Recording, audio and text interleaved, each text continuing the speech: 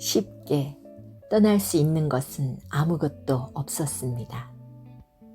개구리에 대한 지식이 있는 사람이 풀숲에서 두꺼비를 만났을 경우 대체로 눈앞의 두꺼비보다 머릿속에 개구리를 먼저 보게 됩니다. 우리들의 생각이 이러합니다. 우리는 결코 떠날 수 없는 자리에서 저마다의 삶을 꾸려가고 있습니다. 땅에 뿌리 박은 한 그루 나무일 뿐입니다.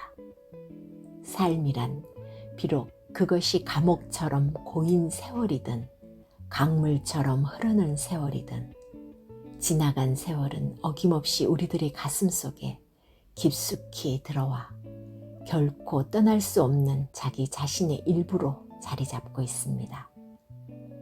우리가 많은 유적들 앞에서 매번 확인한 것은 장구하고 육중한 역사의 무게였습니다. 고대에서부터 현대에 이르기까지 근본에 있어서는 별로 달라진 것이 없다는 확인은 매우 쓸쓸한 것이었습니다. 과거의 청산은 그만큼 어려울 수밖에 없습니다. 우리들의 생각이 그렇고 완고한 현실의 구조가 그렇습니다. 떠나간 것은 지금까지 우리들이 쌓아온 생각의 성을 벗어나는 것일 뿐 아니라 그 성을 허무는 일이기 때문입니다. 여행은 돌아옴이었습니다. 자기의 정직한 모습으로 돌아오는 것이며 우리의 아픈 상처로 돌아오는 것이었습니다. 그런 점에서 여행은 귀중한 공부였습니다. 작가 신영복 선생님은 지식인으로 혼돈의 한 시대를 참 힘들고 고단하게 살다 가셨습니다. 20년 20일 동안 복역하시다 특별 가석방으로 출소 후 세계 역사의 현장을 찾아서 여행을 떠납니다. 1997년 1년 동안 중앙일보에 새로운 세기를 찾아서라는 기획으로 연재했던 글을 더불어 숲 책으로 묶었습니다. 이 책은 서간문체로 누군가 친근한 사람에게 띄우는 편지글 형식입니다. 저자는 당신이 개인적으로 받은 편지글처럼 편안한 마음으로 읽어주시길 바란다고 하셨습니다. 그럼 신영복 선생님과 세상 밖 역사의 현장 속으로 같이 떠나보실까요? 더불어 숲, 펴낸 곳, 돌베개. 동물은 정신병에 걸리는 법이 없습니다.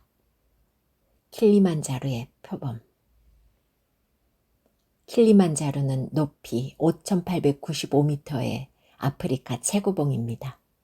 그리고 정상을 하얗게 덮고 있는 만년설로 더욱 신비로운 산입니다. 나는 적도의 만년설이 우리에게 들려줄 이야기를 듣기 위해 킬리만자로에 구름이 그치기를 기다리며 해 저무는 아프리카의 초원을 서성이고 있습니다. 마사이족 사람들은 해가 떨어지기 전에 반드시 구름이 걷힌다고 장담했고 또 이미 정상의 흰 눈이 반쯤 구름을 벗어나고 있습니다. 킬리만자로 정상 부근에 얼어 죽은 표범의 시체가 있다. 그 높은 곳에서 표범은 무엇을 찾고 있었는지 아무도 설명해 주지 않는다. 해밍웨이가 소설 킬리만자로의 눈 서두에 하두처럼 던져놓은 구절입니다. 나는 표범의 이야기를 확인하기 위해 여러 사람들에게 물어보았습니다. 표범이 킬리만자로 꼭대기 만년설이 있는 곳까지 올라가기도 합니까? 올라가지 않습니다. 눈이 있는 곳은 적어도 5,000m 이상이니까요. 만년설 부근에서 혹시 한 번쯤 표범 시체가 발견된 적은 없습니까? 없습니다. 가장 높이 올라가는 동물이 원숭이지만 원숭이도 4,000m 이상은 올라가는 법이 없습니다. 혹시 정신병에 걸린 표범이 올라갔다고 볼 수는 없을까요? 천만에요. 동물은 정신병에 걸리는 법이 없는걸요? 정신병은 사람들만 걸리는 병인걸요? 사람만이 정신병에 걸린다는 말에 나는 더 이상 물어볼 말을 찾을 수 없었습니다. 나는 여기저기 한가롭게 초원을 걷고 있는 동물떼들을 바라보았습니다. 빈손, 맨발이었습니다. 그들은 정신을 빼앗길 만한 물건들을 소유하는 일이 별로 없을 것 같았습니다. 해밍웨이의 소설은 한 남자의 죽음을 그리고 있습니다. 탕자라고 하기는 어려울지 모르지만 결코 정직하게 살았다고 할 수 없는 유럽의 지식인이 원시의 땅 아프리카 오지에서 자신의 과거를 회상하며 죽음을 맞는 이야기입니다. 나는 해밍웨이가 그의 죽음을 통해 무엇을 이야기하려 했는지 정확하게 기억하지 못하지만 해저문은 킬리만자로의 눈을 바라보고 있는 지금 문득 얼어 죽은 표범이 혹시 아프리카의 대각점에 있는 유럽의 문화와 도시가 아니었을까 하는 생각이 듭니다. 우리의 문화와 도시는 사슴이나 얼룩말 같은 초식동물로 살아온 것이 아니라 이러한 초식동물을 먹이로 삼는 육식동물로 살아온 것이 사실입니다. 표범으로 살아온 역사라 할 수 있습니다. 킬리만자로에서 얼어 죽은 표범이 문득 우리들의 자화상이라는 생각이 들었습니다.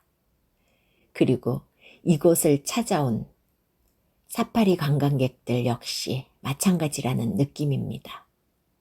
가장 가고 싶은 나라가 바로 동물의 왕국 케냐라는 설문조사가 말해주듯이 수많은 사람들이 도시 문명에 지친 심신을 이끌고 이곳을 찾아옵니다. 만년설을 찾아가는 지친 표범 같습니다. 도시는 한마디로 반자연의 공간입니다. 자연을 거부하며 자연과 끊임없이 싸우는 공간입니다. 내가 방문한 여러 도시들에서 받은 인상이 그랬습니다. 도시가 문화 공간이며 역사 공간임에는 틀림없지만 기본적으로는 자연으로부터의 거리를 문화의 높이로 계산하고 있는 것이 도시의 본질이었습니다. 그러나 돈 없는 도시의 모습은 돈 없는 사람의 모습보다 훨씬 더 초라하였습니다. 단 하루라도 닦고 쓸고 때우고 칠하지 않으면 금세 회색 공간으로 남루하게 변해버리는 것이 도시였습니다. 나는 서울을 떠날 수 없는 당신에게 자연으로 돌아가라는 낭만적인 메시지를 띄우려는 것이 아닙니다. 문명과 야만이라는 이항 대립의 도식으로 문명사를 농단할 수도 없지만 이곳 아프리카에서는 그 광활한 자연에도 아랑곳 없이 여전히 가슴 아프게 하는 자연의 황량함을 끊임없이 목격해야 하기 때문입니다. 황량한 초원에서 선체로 밤을 맞이하는 얼룩말 떼는 내게 충격이었습니다. 이 막막한 초원에서 그들은 서서 자고 있었습니다.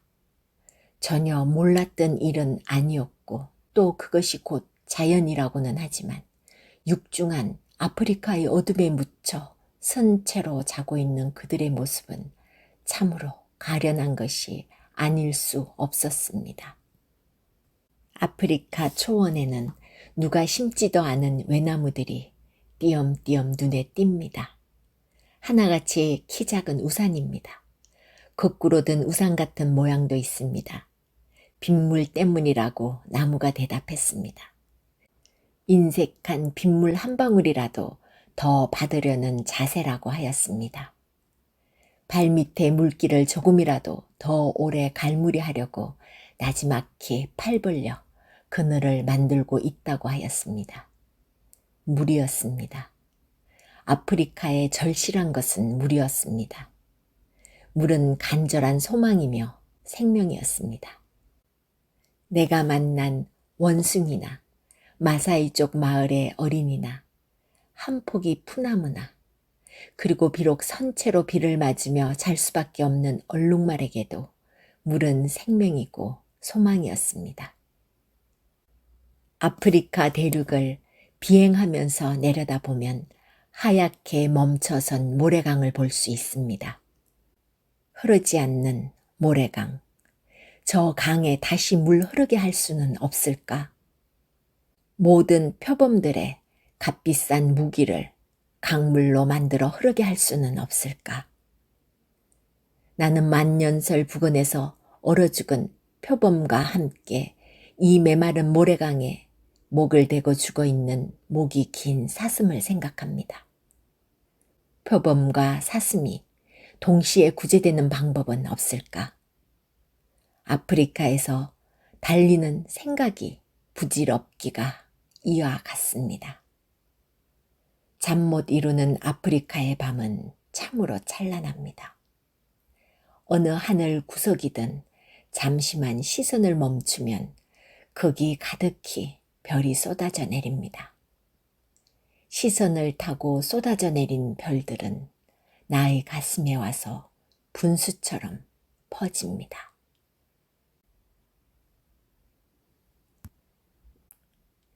밤이 깊으면 별은 더욱 빛납니다. 히말라야의 상기슭에서. 오늘은 히말라야 상기슭에서 엽서를 띄웁니다. 캄캄한 밤입니다. 이곳의 밤은 서울의 밤이 감히 만들어내지 못하는 칠흑 같은 어둠입니다. 나는 이 어둠의 거대함에 놀라지 않을 수 없습니다. 우주를 한 개의 덩어리로 만들어버리는 어둠의 그 엄청난 크기에서 나는 참으로 소름 끼치는 두려움을 금할 수 없습니다. 그것은 공간과 시간을 넘어선 어떤 운명과 같은 크기로 엄습해 옵니다. 촛불 한 개가 밀어낼 수 있는 어둠은 참으로 빈약한 것입니다. 더구나 빈약한 불빛 옆에 앉아있는 나 자신이 참으로 티끌 같은 존재임을 실감합니다. 내일 아침에 해가 뜨면 어둠 속에서 모습을 드러낼 안나푸르나 연봉과 마차푸 차례의 설산이 차라리 구원처럼 기다려집니다. 아득한 옛날 유라시아 대륙과 인도 대륙이 부딪히면서 솟아올랐다는 히말라야 산맥이 아무리 우람해도 그것은 이 거대한 우주의 심부름꾼에 지나지 않을 것이라는 생각이 듭니다. 히말라야를 어둠 속에 묻어둔 하늘에는 설봉 대신 지금은 별이 있습니다. 우리가 희망을 잃지 않는 것은 밤이 깊으면 별이 더욱 빛난다는 진리라고 했습니다. 세월이 힘들고 세월이 무서운 사람들이 밤하늘의 별을 자주 바라보는 까닭을 알 것 같습니다. 나는 오늘 저녁 이 비탈진 기슭에서 척박한 다락론을 일구며 사는 사람들을 만나고 있습니다. 낮에는 설산을 지척에 두고 밤에는 찬란한 별들을 우러러보며 살아가는 사람들입니다. 이 거대한 어둠과 별들, 그리고 신비한 설산이 사람들의 삶과 마음에 과연 무엇이 되어 들어와 있는가 하는 질문을 갖게 됩니다. 생각하면 우리의 삶은 이 거대한 우주 속에서 한 개의 작은 점으로 존재한다는 사실을 아득히 잊고 있습니다. 이 우주와 자연의 거대함에 대한 망각이 인간의 오만이 될까 두렵습니다. 오늘은 포카라를 출발하여 이곳 담푸스의 작은 마을에 도착했습니다. 지금은 한밤중입니다. 칠흑 같은 어둠 속에서 한 점 촛불을 밝혀놓고 당신에게 편지를 쓰고 있습니다. 포카라는 히말라야를 바라보며 산길을 걷는 트레킹의 출발지입니다. 트레킹이란 등반과는 구별되는 것으로 결정적인 차이는 산을 정복하거나 정상을 탐하는 법 없이 산길을 마냥 걷는 것입니다. 산과 대화를 나누는 등산인 셈입니다. 우리는 돌계단이 많은 트레킹 코스를 버리고 인적이 드문 산길로 접어들었기 때문에 아직은 히말라야를 보지 못한 채 밤을 맞이했습니다. 내일 새벽이면 저 칠흑 같은 어둠을 헤치고 히말라야가 하늘에 나타날 것입니다. 우리는 모닥불에 둘러앉아 이야기를 나누었습니다. 이 산속에 살고 있는 사람들은 대체로 티베트계이거나 셀파족으로 우리와 같은 몽골족입니다. 얼굴 생김새나 말의 억양이 우리와 너무나 닮았습니다. 오랜 세월 헤어졌던 혈육을 상봉하는 듯한 반가움을 느끼게 됩니다. 그동안 고생 많았지요. 이 험한 기슭에서 어떻게 살아왔어요. 마음속으로는 이런 인사를 나누게 됩니다. 그 멀고 먼 세월을 흐르고 흘러 여기 이 비탈진 기슭에 용케도 정처를 얻었구나. 그래서 그 많은 신들을 모셨구나. 그래도 마음 저버리지 않고 히말라야의 차가운 물에 정갈이 씻고 곱게도 간수했구나. 그들의 순박한 표정은 그 앞에 앉은 내 마음을 한없이 선량하게 만들어주는 듯 했습니다. 인간에게 투쟁 본능이 있다는 말을 믿지도 않지만 설령 투쟁 본능이 있다고 해도 이 험한 히말라야에서 자연과 씨름하느라 모두 소진시켜 버렸음에 틀림없습니다. 그들은 선량하기 그지없는 얼굴로 우리를 맞아 주었습니다. 그들도 우리에게 이야기해 주는 것 같았습니다. 당신들은 많은 것을 만들고 소유하는 나라에서 살고 있지요. 이곳을 지나 히말라야 정상으로 가는 사람들도 많이 있지요. 그러나 산은 정복할 수 없는 것입니다. 그것은 신입니다. 우리는 신이 허락하는 만큼의 땅만을 일구어 살아가고 있습니다. 한 사람이 먹고 살 수 있을 만큼만 일구지요. 농토의 넓이도 한 사람, 두 사람으로 세기도 해요. 그들의 이야기는 마치 히말라야가 들려주는 이야기 같았습니다. 어둠 속에서 듣는 이곳 사람들의 이야기가 모닥불처럼 가슴을 파고듭니다. 두려움을 남겨두지 않는 한 인간은 인간에게 인간적일 수 없으며 자연에게 자연적일 수 없을 것이라는 생각이 듭니다. 당신이 네팔에 오면 먼저 히말라야의 이야기를 들어야 합니다. 등산 장비를 짊어지고 히말라야의 어느 정상을 오르거나 래프팅을 즐기기 위해 계곡의 급류를 찾아가기 전에 히말라야가 우리에게 들려주는 이야기에 겸손히 귀 기울여야 합니다. 모험과 도전이라는 소부행에 나서기 전에 먼저 어둠과 별들의 이야기를 들어야 합니다. 그들의 숨소리에 귀 기울여야 합니다. 그리고 생각해야 합니다. 자연이 우리에게 허락하는 문명의 크기를 생각해야 합니다. 자연이 우리에게 보여주는 문화의 모범을 읽어야 합니다. 그리고 자연의 문화가 문화의 속성임을 다시 한번 확인해야 합니다.